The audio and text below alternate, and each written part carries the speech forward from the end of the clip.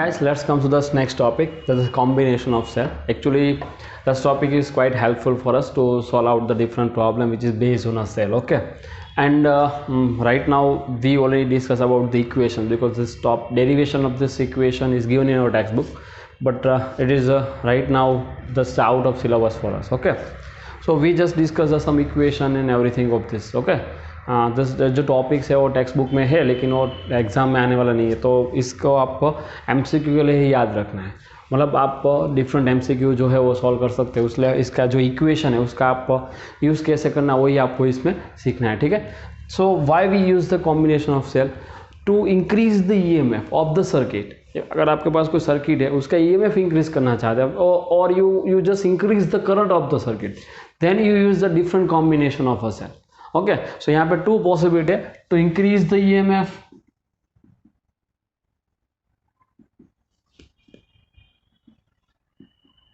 To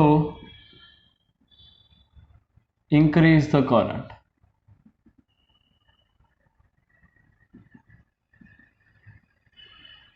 okay, आप EMF increase करना चाहते हैं या फिर करंट इंक्रीज करना चाहते हैं तो आप कॉम्बिनेशन ऑफ सेल का यूज़ कर सकते हो. मतलब काफ़ी सारे सेल है उसको डिफरेंट कनेक्शन में आप उसको ज्वाइन कर सकते हो. So here we have a two possibility like resistance, series connection, parallel connection. So here also the series connection of a cell and parallel connection of a cell.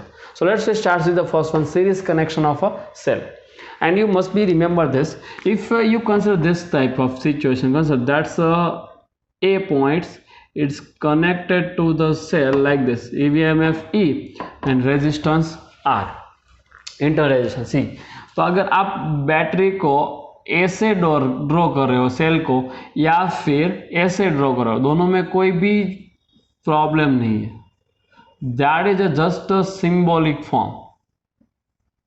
This both are correct.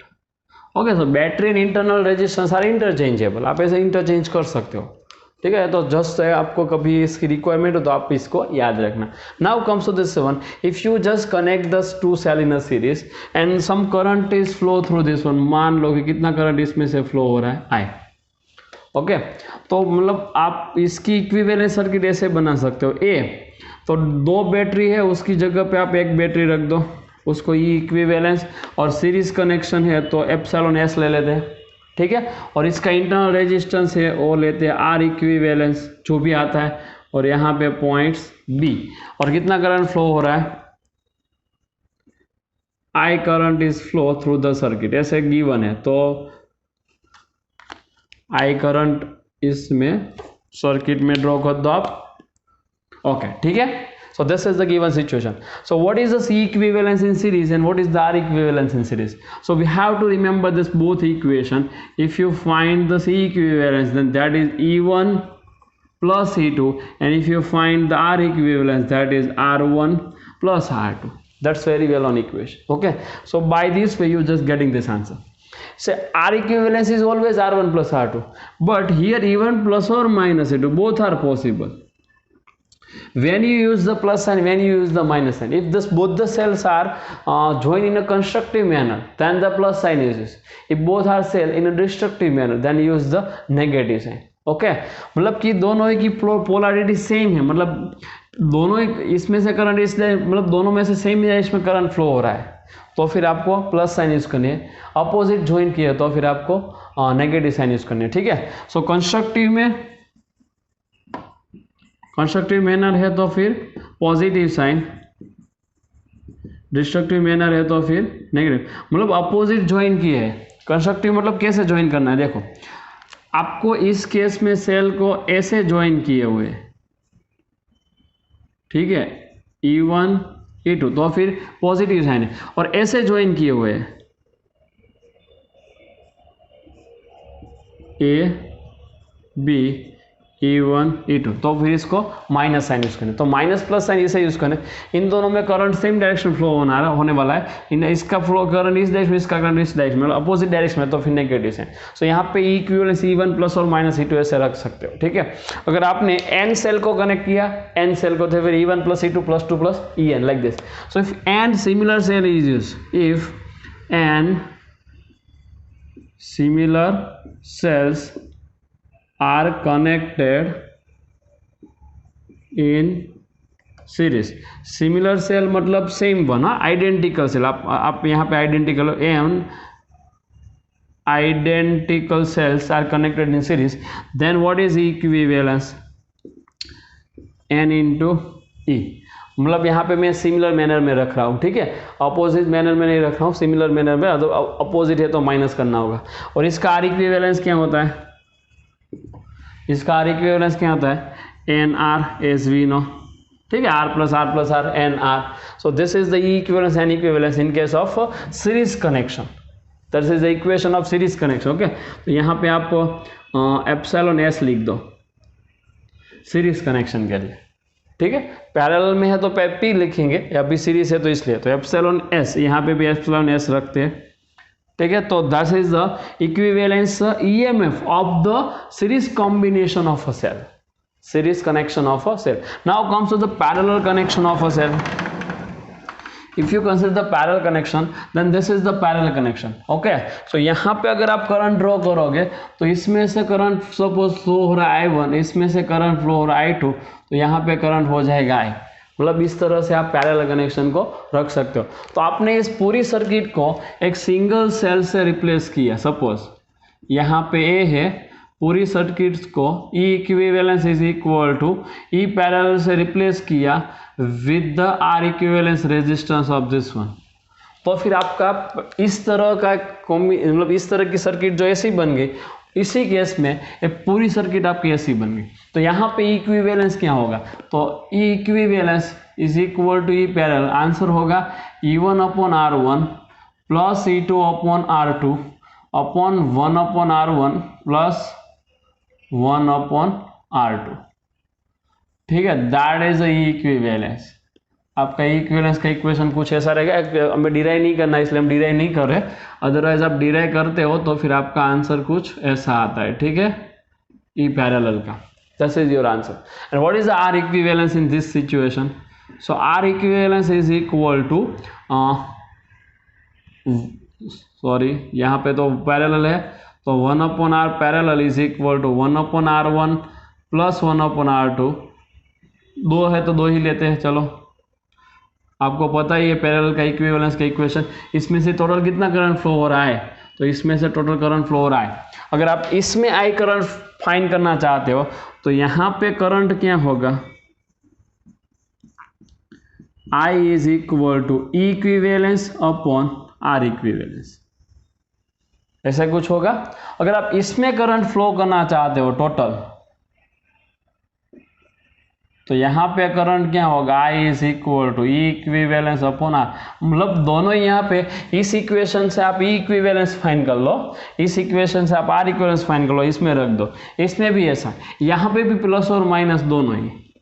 अगर आप similar manner में रखते हो तो plus, opposite manner में रखते हो तो माइनस। ऐसे ही जैसे आपने यहाँ पे कैसे एक ही डायरेक्शन में से, अगर आपने अपोजिट रखा मतलब माइनस में, माइनस वाला केस लेता हूँ यहाँ पे, नेगेटिव साइन केस कब यूज करनी है? तो आपको मतलब पैरेलल कनेक्शन जो ऐसा अगर कुछ है, देखो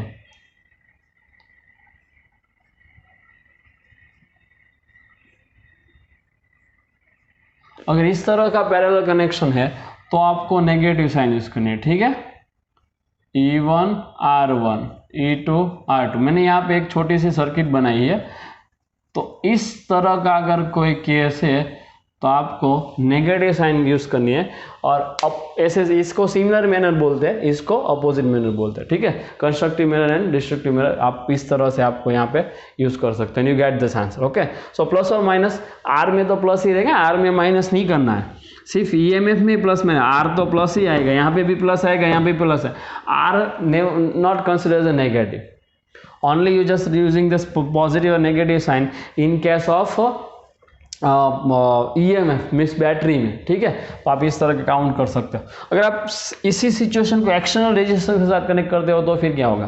तो एक्सटर्नल रेजिस्टेंस को अगर मैं कनेक्ट करता हूँ तो की बात है, if this whole network is connected with the external resistance like this, अगर इसको मैंने एक्सटर्नल रेजिस्टेंस, तो ये करंट जो है कुछ ऐसा हो जाएगा, I is equal to equivalence upon R plus R equivalence. आपको याद रखना है, ठीक है, मतलब ये ब्लू वाला जो है पहले इतना ही था, अभी करंट इसमें चेंज हुआ तो ये हो जाएगा, मतलब इसमें आपको आर एडिशनल मतलब पूरा नेटवर्क जो इसके साथ सीरीज में आ गया। अगर आप इसको एक्सटर्नल रेजिस्टेंस के साथ कनेक्ट करते हो आर के साथ, तो ए आई जो है वो क्या हो जाएगा, equivalence upon R equivalence plus R, means exactly like a cell theory. अभी तो ये पूरा नेटवर्क में एक ही सेल आ गया, तो आपका इक्वेशन करंट का कुछ ऐसा रहेगा। अगर आपने इसमें एन आइडेंटिकल सेल कनेक्ट किया, इफ एन आइडेंटिकल, यहां पे एन है तो यहां पे एम ले लो, M identical cells are connected in parallel, अगर ऐसा आपने लिया तो फिर इसका इक्वेशन क्या हो जाएगा, देखो आपने इसमें पैरेलल कनेक्शन का, पैरेलल में ईएमएफ सेम रहता है, पैरेलल में ईएमएफ कैसा रहता है, सेम, मतलब यहाँ पे जो ईएमएफ है, यहाँ पे ये दो पॉइंट्स की वीएबी, मतलब वो पोटेंशियल डिफरेंस रहता है वहाँ पे, उसको हम टर्मिनल वोल्टेज बोलते हैं इस केस में, तो यहाँ पे पोटेंशियल डिफरेंस सेम रहेगा। So in the case of parallel connection, potential difference across AB is same, आपको यही काउंट करना है, ठीक है, मतलब सभी जगह, अभी जो मैंने काउंट किया यहाँ पे E1 यहाँ पे, लेकिन यहाँ जो करंट है उसके यहाँ पे पोटेंशियल डिफरेंस सेम हो जाएगा। So potential difference across AB is same, आप कितने भी सेल कनेक्ट कर रहे हो, आप कितने भी सेल कनेक्ट कर रहे हो, ठीक है। अगर ऐसे ही सेम, ऐसे एम आइडेंटिकल सेल कनेक्ट किए तो फिर इसका EMF क्या हो जाएगा, पैरेलल का ई पैरेलल का EMF क्या हो जाएगा, मतलब आप ऐसा मान लो कि ये जो मैंने ई इक्विवेलेंस लिखा, ये मैंने क्या लिखा, ई इक्विवेलेंस लिखा है, मतलब ये दोनों बैटरी की जगह एक ही बैटरी होती जिससे वो करंट नहीं चेंज होगा, तो आपका इक्वेशन कुछ ऐसा रहता। ये दोनों बैटरी की जगह कोई एक बैटरी आप रखते हो तो उसका EMF इतना रखना चाहिए, ये इसका मीनिंग है, ठीक है। यहाँ पे भी ऐसा ही कुछ, यहाँ पे दो बैटरी है उसकी जगह पर आप एक ही बैटरी रखते हो तो उसको इक्विवेलेंस EMF बोलते हैं। यहाँ पे पोटेंशियल डिफरेंस जो है एम आइडेंटिकल सेल करने के बंदा AB का जो है वही रहेगा, उसमें कुछ पैरेलल में पोटेंशियल सेम रहता है, पैरेलल करंट इंक्रीज हो जाएगा I1 I2 I3 I4 I5, but potential difference change नहीं होगा, ठीक है। तो आप EMF ऐसे EP फाइंड कर सकते हो, तो EP कितना रहेगा, जितना एक सेल का है उतना ही, जितना एक सेल का है उतना, एक सेल का आपने कितना लिया सपोज E, तो EP रहेगा E, तो चेंज क्या होगा, आर इक्विवेलेंस चेंज होगा, यहाँ पे आर इक्विवेलेंस हो जाएगा R बाई एम, कितने रेजिस्टेंस आपने कनेक्ट किए M, तो पैरेलल में आर इक्विवेलेंस चेंज हो जाएगा। तो यही आपको यहाँ पे याद रखना है, अगर आपने यहाँ पे एन आइडेंटिकल सेल कनेक्ट करते हो तो EMF n टाइम्स हो जाएगा, EMF कितना हो जाएगा, n टाइम्स हो जाएगा, ठीक है। करंट इसमें चेंज नहीं होगा, देखो करंट तो सेम ही रहेगा, आई जितना है उतना ही, लेकिन यहाँ पे EMF आप काफ़ी सारे सेल्स कनेक्ट करते हो तो EMF तो ही रहेगा, लेकिन आर इक्विवेलेंस जो R बाई एम हो जाएगा, that is the equation, okay. यहाँ पे आप ऐसे काउंट करें तो फिर E, उसके बाद E, उसके बाद E, तो सभी ऐड होते जाएंगे, तो टोटल कितना हो जाएगा N, लेकिन यहाँ पे तो पैरेलल में तो सेम ही रहेगा, जितना है उतना EMF E, एक सेल का जितना है उतना, ठीक है। और करंट पास होता है तो आपको यहाँ पे टर्मिनल वोल्टेज काउंट करना है, if current is flown through it then the consider the terminal voltage. So this is the theory of parallel connection of a cell and perpendicular series connection of a cell and parallel connection of a cell, okay। So पूरी theory note कर लो और no आप पे पूरी theory को अच्छी तरह से याद रखना, ठीक है। तो आप इससे को नोट में ले लो। Okay, now comes to this mixed connection of a battery or mixed connection of a cell. मतलब कि some cells are connected in series and this type of number of cells, number of rows are connected in parallel. That's called a mixed connection. Okay, so if n identical cells are connected in series and then m rows of similar connection are connected in parallel, and this type of network is called a mixed connection. Okay, इसको हम battery grid भी बोलते हैं. This mixed connection is known as the battery grid also. This is sometimes called battery grid. That is a different name of this connection. Okay. Now, if you consider this type of number of cells are connected in series, how many cells are in series? N cells. So this type of m rows, 1 2 3 m rows are connected in parallel in this way. Okay, so if you replace this whole network, if you replace this whole network by a single cell, so we call it is equivalence. We call it is equivalence, and this whole resistance are replaced by some single resistance, then that is what R equivalence. And this is between point A and B. So here is the point A and here is the point B, and this network is connected to the external resistance R. So मान लो कि external resistance R के साथ connect किए ऐसे. So what is this current is flow through this whole network I. So here the current I is flow through this resistance. So this type of actual situation is here. So whenever you consider this one, then what is the equivalence in this case? If you consider series, then equivalence is equal to n epsilon. If you consider parallel, then equivalence is equal to epsilon only, because in parallel potential is same. Okay, यहाँ से I1 है, I2, I2. This type whole currents are just combined together at the junction, and it becomes I. Okay. So if you consider n cells are in series, so what is the EMF of single cell? What is the EMF of single cell? This whole cells are in series. तो यहाँ पे EMF कितना होगा? N epsilon होगा. What is the EMF of a single cell? N epsilon. Why? Why it is n epsilon? Because epsilon plus epsilon plus epsilon n times n cells connected है. तो series में series ये तो series में ही है. So series में equivalence potential का equation क्या होता है? n epsilon. ओके, पैरेलल में तो जितना है इतना ही रहता है. पैरेलल में जो सेल है उतना ही रहता है ईएमएफ जो है. तो ईएमएफ सेम है. तो यहाँ पे जो ईएमएफ है एक सेल का वही सेकेंड सेल का होगा, वही थर्ड सेल का होगी, थर्ड फोर्थ सेल का, मतलब whole cell having a same potential, same EMF. So for whole network, अब पूरे नेटवर्क की बात करो तो एक सेल का एक सीरीज जो है उसका जो ईएमएफ होगा वही ही होगा. ठीक है, तो इसमें ई इक्विवेलेंस क्या हो जाएगा? बैटरी ग्रिड में ई इक्विवेलेंस होगा एन एप्सिलॉन. ई इक्विवेलेंस क्या हो जाएगा? एन एप्सिलॉन ही होगा. क्यों? Why this one? Because parallel में पोटेंशियल सेम रहता है. तो इसका जो है वही पोटेंशियल इसका होगा, वही पोटेंशियल इसका होगा, वही पोटेंशियल, मतलब सभी ब्रांच का पोटेंशियल सेम रहेगा. E equivalence is equal to N epsilon. Clear है? तो that is a net potential of the between A and B. Now what is this R equivalence for this whole network? तो एक cell का R equivalence एक series का R equivalence कितना होता है? N R. सीरीज में n से मल्टीप्लाई होगा. ऐसे कितनी कनेक्ट की है पैरेलल में? 1 2 m की हुई है, तो divide by m. So what is R equivalence? So here R equivalence equal to n R series का.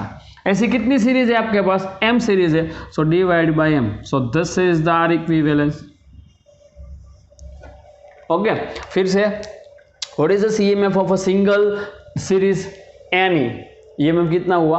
n ही. ओके, तो इस एक सीरीज का रेजिस्टेंस कितना होता है? एक सीरीज का रेजिस्टेंस, तो एक सीरीज का रेजिस्टेंस होता है एनआर. ऐसी कितनी सीरीज पैरेलल में कनेक्ट की? तो आपने N R N R N R N R m times connect की. ऐसे you just connect this type of resistance in parallel m times. Okay, कितनी times? m times N R N R N R. तो फिर पैरेलल में तो डिवाइड बाय m हो जाएगा. So N R divide by m parallel में है तो एक सीरीज का एनआर है, तो मतलब दो सीरीज है तो एनआर बाय 2, 3 है तो एनआर बाय 3, m है तो NR by m. So here the answer is what? NR by m. So this is R equivalence and E equivalence. So if you have to finding out the current I, then what are you doing here? So I in this equation you just find the I. So here current I find करना है, तो I is equal to क्या हो जाएगा? देखो, I is equal to net EMF of the circuit, मतलब कि equivalence upon net resistance of the circuit. Now this both this resistance are in series. ये तो पूरी सीरीज है, तो R and R equivalence series में है, तो आंसर क्या हो जाएगा? R plus R equivalence. So this is the equation of current in case of battery grid.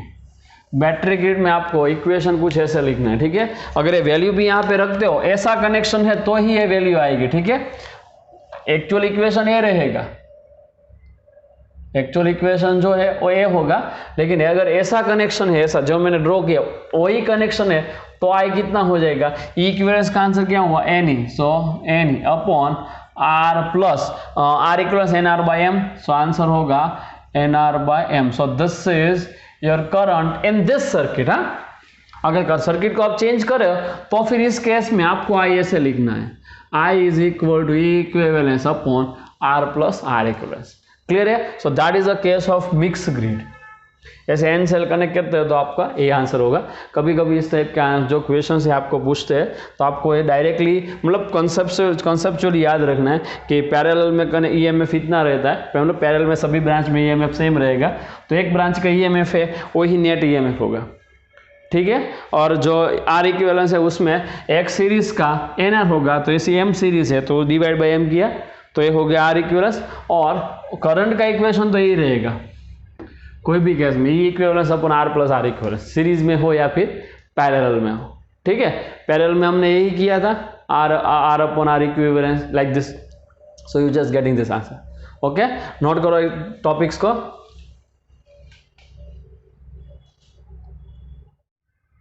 Okay guys, let's come to the solution of the example which is based on a combination of a cell from the textbook exercise. Example number 3.15. Here the two problems are given.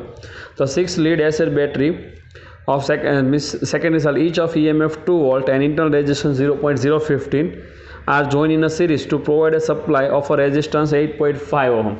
Now this type of situation, the 6 cells are connected in series like this between A, B, and this connection, this combination is connected to the external resistance R is equal to what? 8.5 ohm to provide the current. So what is the current of this one and what is the terminal voltage? So we have to find these two things, current and terminal voltage. So I is equal to what and terminal voltage is equal to what?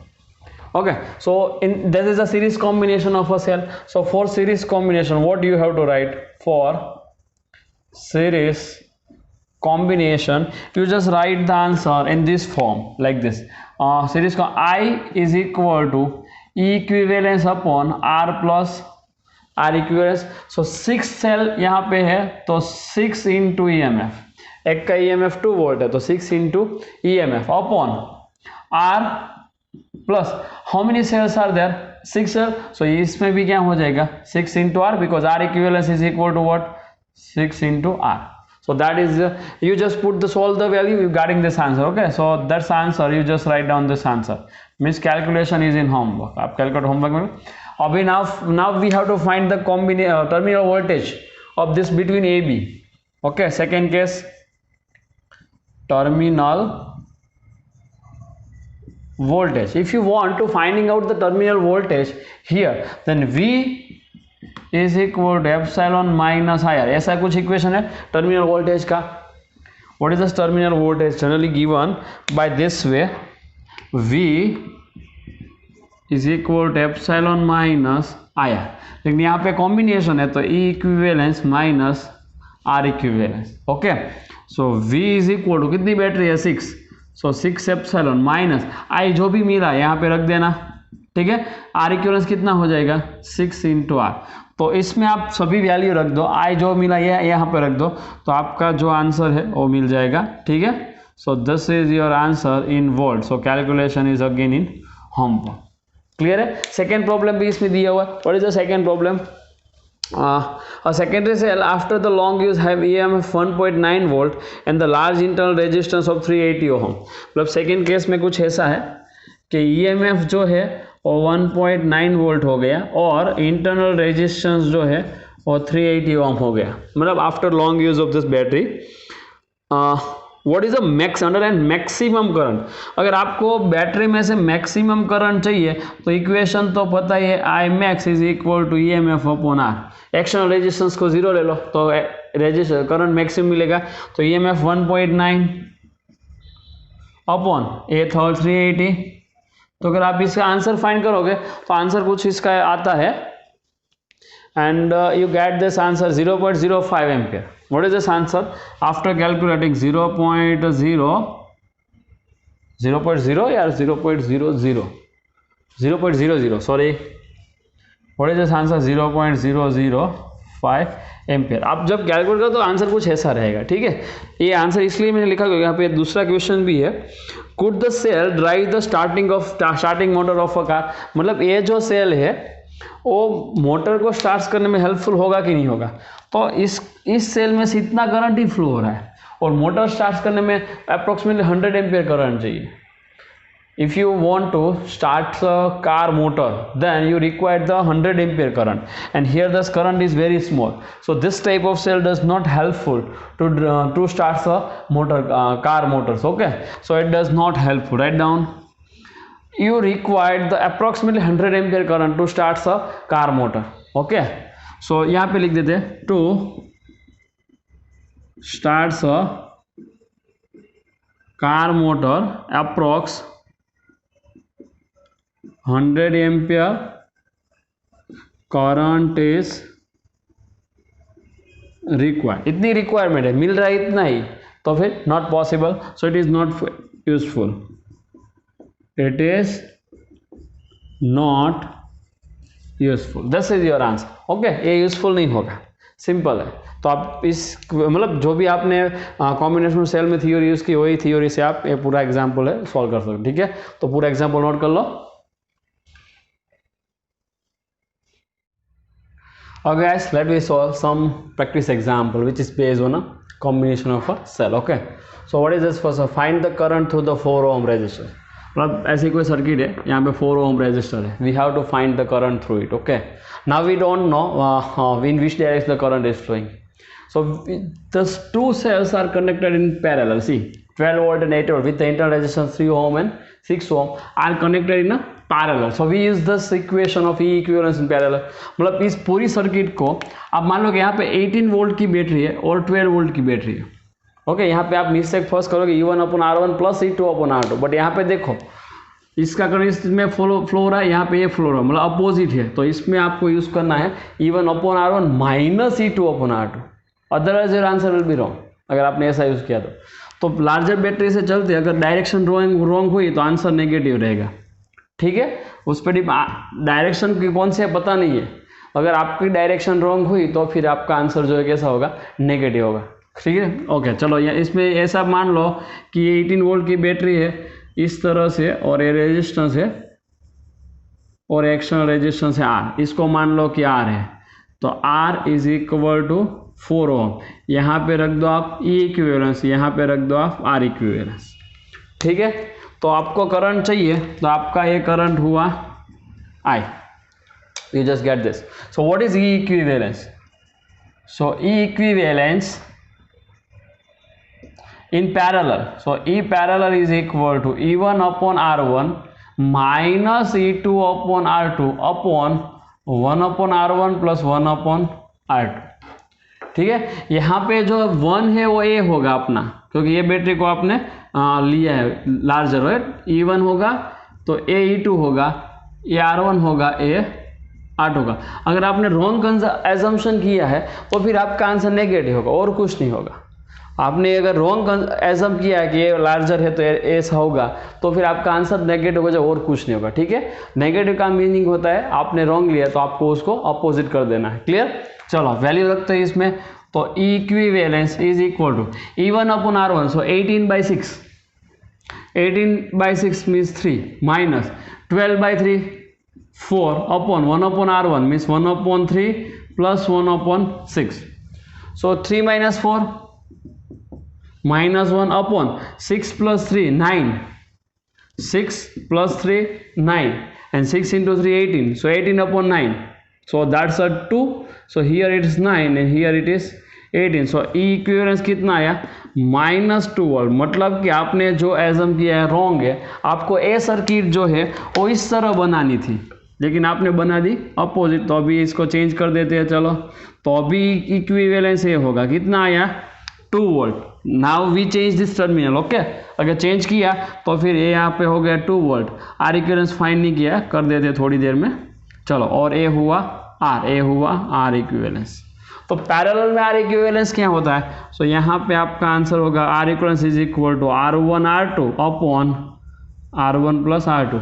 So 6 into 3 18, 6 plus 3 9. सो ये हो गया 2 ओम. तो ये भी हो गया 2 ओम. यहाँ से करंट आई फ्लो हो रहा है ये हमने एसम की थी, लेकिन माइनस साइन आई तो हमने सर्किट का अपोजिट, यहाँ पे करंट ऐसे जा रहा था क्लॉकवाइज, यहाँ पे करंट एंटी क्लॉकवाइज, तो ये सही है, ठीक है, नेगेटिव आई इसलिए, तो आई क्या हो जाएगा answer, so your answer this current I is equal to equivalence upon R plus R equivalence, very well non equivalence, equivalence कितना आया 2 अपॉन, अभी हमने चेंज कर दिया इसलिए -2 + 2 हो गया। नाउ आर कितना है आर 4, तो 4 प्लस आर इक्विवेलेंस कितना मिला 2, सो 2, सो 2 upon 6, so 1/3, so answer this current is 1/3 ampere, simple. You just apply this concept regarding this answer by this way. Right now the answer is what, 1/3 ampere. Okay, now let's come to this next example. Here this another type of circuit is given to us. The find the potential difference between A and B. मतलब कि आपको यहाँ पे potential difference चाहिए. Where you want this potential difference here. Now circuit is open from here. See, यहाँ पे circuit open है, तो आपको open circuit का KVL अप्लाई करना होगा. उससे पहले यहाँ पे काफ़ी सारे सेल हैं. यहाँ पे करंट अननोन है, करंट कैसे अननोन है, तो आपको इक्विवेलेंस ही यहाँ पे फाइंड करना होगा. मतलब आप ऐसा मान के चलो कि यहाँ पे जो सर्किट है उसका इक्विवेलेंस की सर्किट कुछ ऐसी आती है. तो यहाँ पे ए है, ए 1 ओम है, ये 3 रेजिस्टेंस कनेक्ट किए तो उसका आर इक्विवेलेंस, और ये 3 रेजिस्टेंस का एक सेल इक्विवेलेंस, और यहाँ पे हो गया बी. मतलब ये पूरी सर्किट को मैंने इतने से रिप्लेस कर दिया, ठीक है, ये पूरी सर्किट को मैंने इतने से रिप्लेस कर दिया. और यहाँ तो कोई करंट ही नहीं है क्योंकि ओपन सर्किट है. क्लोज सर्किट हो तो इस तरह से तो फिर करंट फ्लो होता है. क्लोज सर्किट तो है नहीं, तो ओपन सर्किट है. तो आपका ई इक्विवेलेंस पैरेलल में फिर से अप्लाई करना है. तो पहले एक बार डायरेक्शन देख लो, positive positive positive, negative negative negative together. So they are in they are help to each other to increase the current. यहाँ पे देखो पॉजिटिव नेगेटिव नेगेटिव पॉजिटिव, तो यहाँ पे माइनस हुआ, लेकिन इसमें तो प्लस ही होगा, सेम है इसलिए. तो E parallel is equal to E1 upon R1 plus E2 upon R2 plus E3 upon R3 upon 1/R1 plus 1/R2 plus 1/R3. तो सभी वैल्यू रखो. 3/1 तो 3 प्लस 2/1 तो 2 प्लस 1/1 तो 1 अपॉन 1/1 तो 1/1 तो 1 ही रहता है, प्लस 1/1 फिर से 1, 1/1 फिर से 1. तो ऐसा कुछ आया. तो ई पैरेलल हो गया 3 + 2 5, 5 + 1 6 अपॉन 1 + 1 3. तो इसका आंसर हो गया E parallel is equal to 2 volt. मतलब कि ये जो बैटरी है उसका पोटेंशियल, इसका टर्मिनल वोल्टेज मिला आपको 2 वोल्ट. तो इसमें इस थ्योरी से VAB भी क्या हो जाएगा 2 वोल्ट. ओके, यहाँ पे कोई करंट तो ऐसे, यहाँ पे तो कोई करंट नहीं है, तो मतलब ये पॉइंट का पोटेंशियल और ए का पोटेंशियल दोनों ही सेम, यहाँ पे भी सेम है, तो इसका जो है वही पोटेंशियल रहेगा. तो VAB 2 वोल्ट. मतलब आप यहाँ पे अगर 2 वोल्ट लेते हो तो यहाँ पे आपको कितना लेना होगा 0 वोल्ट. यहाँ पे आप 4 वोल्ट अप्लाई करते हो तो यहाँ पे कितना लेना होगा 2 वोल्ट. ऐसे डिफरेंस कितना होना चाहिए 2 वोल्ट होना चाहिए. So first question is okay, potential difference between A and B is 2 volt. Clear है सबको. तो मतलब कि यहाँ पे 2 वोल्ट आ गया मान लो, तो यहाँ पे कितना होना चाहिए 0 volt. Now the second question is find the current in each branch. मतलब सभी ब्रांच में करंट चाहिए. तो इसको ब्रांच 1 लेते हैं जहाँ पे 1 वोल्ट की बैटरी है. मान लो कि इसमें कितना करंट है I1, मान लो इसमें कितना करंट है I2, और इसमें कितना करंट है I3. ठीक है, इस तरह का करंट आप मान लो कि I1 I2 और I3 है. तो कैसे कर सकते, देखो यहाँ पे सभी ब्रांच को सेपरेट ड्रॉ करो. लेफ्ट हैंड साइड कितना पोटेंशियल है 2, राइट हैंड साइड कितना पोटेंशियल है 0. ऐसा हमने लिया, ठीक है. यहाँ पे 4 लेते हो तो यहाँ पे 2 लेना है. आपके आंसर में कोई चेंज नहीं होगा, डिफरेंस 2 होना चाहिए. तो मैंने बोला था डिफरेंस के लिए एक साइड 0 ले लो, दूसरी साइड जितना है उतना ले लो, तो डिफरेंस इजीली मिल जाएगा. ठीक है, तो फर्स्ट ब्रांच ड्रॉ करते हैं 1 वोल्ट वाली. सो ब्रांच 1, चलो ब्रांच 1 को अगर आपने ड्रॉ किया तो यहाँ पे कितना है 2 वोल्ट. ए रेजिस्टेंस, तो ए रेजिस्टेंस, ए बैटरी, तो ए बैटरी, और यहाँ पे कितना है 0 वोल्ट. यहाँ पे 0, यहाँ पे 2. कितना रेजिस्टेंस है 1 ओम, और कितनी बैटरी के वोल्टेज है 1 वोल्ट। करंट कौन सी डायरेक्शन में फ्लो हो रहा है, इस डायरेक्शन में ना, current is flow, consider I1, तो इस डायरेक्शन फ्लो, साइन दे दो पॉजिटिव नेगेटिव, ठीक है, सब कुछ हो गया। चलो इसमें किरचॉफ लॉ अप्लाई करो, KVL for open circuit, KVL apply करना है ओपन सर्किट के लिए, तो यहां से स्टार्ट करो। यहाँ पे कितना है 2 वोल्ट, तो 2 -2 प्लस, सो यहाँ पे प्लस, फिर से 2 -2 प्लस, सो -2 प्लस कितना है 1 इंटू I1, सो यहाँ पे हो गया 1 इंटू I1। यहाँ पे साइन दे दो, ये पॉजिटिव है negative, so positive to negative, so -1 volt है -1, यहाँ पे पहुंचे आप 0 पे, तो इज इक्वल टू 0। क्लियर है?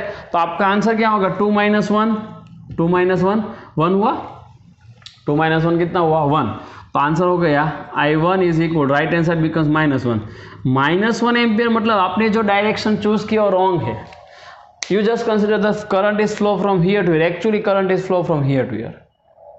आपने जो डायरेक्शन चूज की वो कैसी है, रॉन्ग है, आपको यहाँ पे वो आपको पता होना चाहिए, ठीक है। तो यहाँ पे -1 का मीनिंग ब्रांच, इस ब्रांच में करंट एक्चुअली इस डायरेक्शन में फ्लो होने वाला है, so you just consider this one, but it's direction is wrong, actually current flow from here to here. Clear है? फर्स्ट। सेकेंड ब्रांच पे चलते हैं, ब्रांच 2।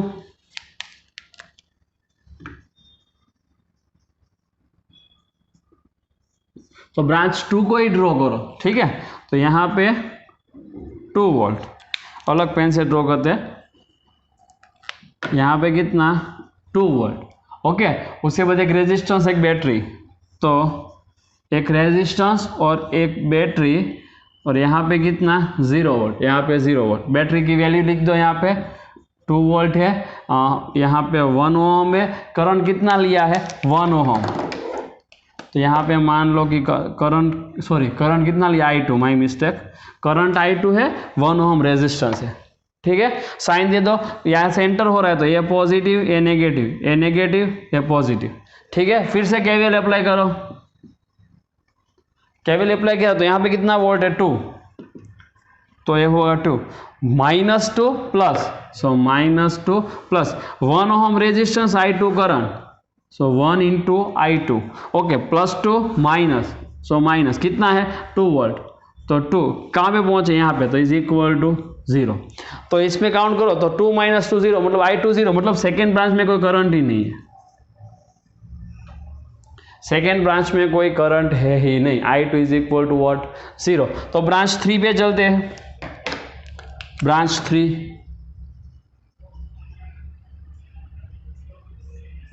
तो 3 ब्रांच मतलब ये थर्ड वोल्ट वाले ब्रांच ले लो, तो यहाँ पे कितना है 2 वोल्ट, उसके बाद 1 ओम का रेजिस्टेंस, तो 1 ओम का रेजिस्टेंस, एक बैटरी, यहाँ पे 0 वोल्ट और resistance 1 ohm and 3 volt battery, तो 3 वोल्ट बैटरी। सभी जगह पे साइन देनी है, लेकिन करंट कुछ इस डायरेक्शन में, देखो यहाँ पे I3 ऐसा है। अगर इसमें भी डायरेक्शन रॉन्ग हुई तो आपका आंसर नेगेटिव हो जाएगा, so don't worry about this, give the sign, so enter positive, living negative, a negative a positive. यहाँ पे भी ओपन लूप है, सो KVL, ओपन लूप में KVL कैसे लगाते हैं, चलो, so 2 volt -2 plus, so plus I3 into 1, so plus I3 into 1 into +2 minus, so -3 कहाँ पे पहुंचे 0 पे, तो इज इक्वल टू 0। इसमें काउंट करो 2 - 3 -1, right hand side becomes +1, so I3 is equal to +1, so +1 मतलब आपने जो डायरेक्शन ली हुई है वो करेक्ट है। इसमें I2 तो 0 हो गया, हियर I2 बिकम्स 0, और ये करेक्ट है, मतलब कि ये जो भी सर्किट है उसमें करंट ऐसे 1 एम्पियर फ्लो होने वाला है। देखो यहाँ से बाहर निकलता है, यहाँ से एंटर हो रहा है, क्योंकि ये यहाँ पे ये सही डायरेक्शन है, यहाँ पे ये सही डायरेक्शन है, तो ये करंट ऐसे फ्लो होगा, ठीक है। तो सभी ब्रांच में आपको करंट मिल गया। तो इस तरह से आप ये भी प्रॉब्लम सॉल्व कर सकते हो। मतलब यहाँ पे पहले आपको ये करना है कि कैसे यहाँ पे काफ़ी सारे बैटरीज है, कॉम्बिनेशन ऑफ सेल्स है, तो कॉम्बिनेशन ऑफ सेल में आप पहले उसका इक्वेशन का यूज़ करो, उसका आंसर से आप किरचॉफ के लॉ से आप जो भी पूछा फाइंड कर सकते हो, ठीक है। तो काफ़ी डिफरेंट प्रॉब्लम है, आप अपनी बुक्स में दोनों ही प्रॉब्लम नोट कर लो।